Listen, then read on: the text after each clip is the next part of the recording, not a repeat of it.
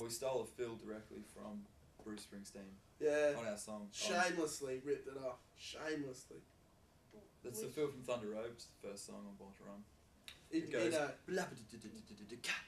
and yeah, same one as ours. Stole it. It's on a song called Stella on the record. Oh yeah. Cool. Just being in a band with your brother, what's that like? Have you guys ever been in a band together? Yeah, he's like, Manny, our old drummer, was like the only other drummer I'd ever played with, so having my brother in the band's just like being five again and sharing a room. Is it like being home? It's like being home. And he's a sweet drummer and he never stuffs up, and when he does, you can give him shit for weeks about it. It's great.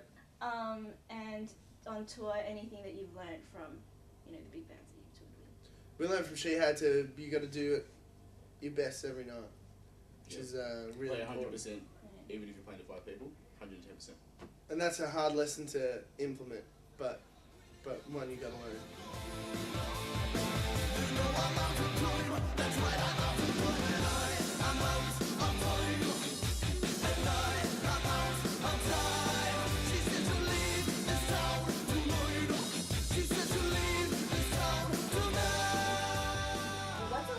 Justin Hawkins is like a huge fan. He has a distinct smell. He does. He does. He's got his own fragrance. I don't know what to say. A good one. He smells good. Don't get me wrong. But like, give him a hugging, because I like hugging Justin because he's one of my favourite rock and roll stars. When we first got to England, we were doing the first show. There was a big crowd full of like A&R guys and stuff, and turned around at the bar and there's Justin Hawkins, and I was about to go, you're in the you're in the darkness, and he goes, oh, you're in the Galvatrons. I was like, oh, just hugged him, and then wouldn't let go. And, it's kind of like peeling the fingers back. It's like, but highlights of your career, I guess. I mean, those might be the low lights. All of it. It's way better than working at Safeway. You worked at Safeway? Yeah, I did. I worked at IGA. I worked as a chef. Yeah, and it's way better than that. Yeah. So everything's a highlight. First bands that you guys were in. I was in a new metal band called Crisis with a K. Nice. I was in the Blue Bazooka Bullets with my brother. Really? The Blue Bazooka Bullets. Had a song called Animals Can't Help It.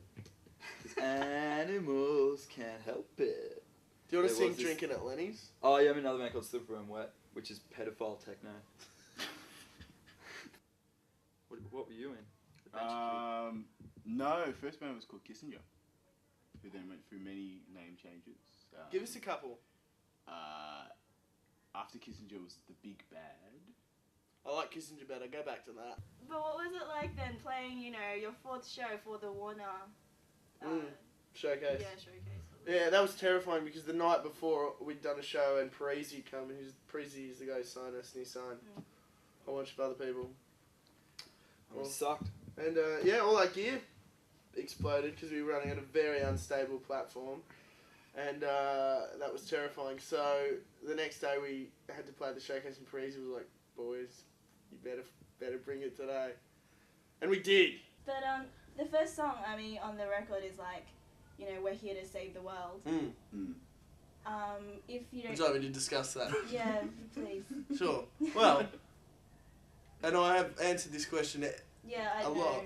Which is, no, that's fine, because it's if you release a debut record with a choir singing "We're Here to Save the World" at the start, people are going to ask questions. It was more a thing for ourselves, really, than a statement. I mean, it's a funny kind of thing at the start of the record. I think it's fantastic.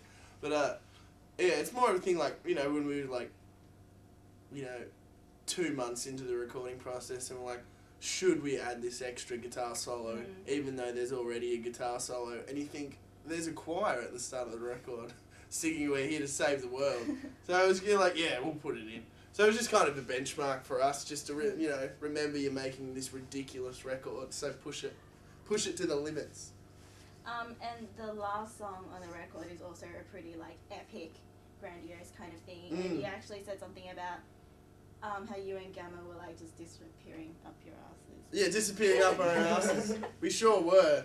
I was just like, we have strings. Yeah, you're allowed to be a dick on the last song. Yeah, just make it look over 5 minutes. Yeah. We had fun. I had fun making that track. So yeah, it was just a little bit of fun, maybe a little bit of a taste of what's to come. And the last 3 chords of chord progression, which is the greatest chord progression ever written.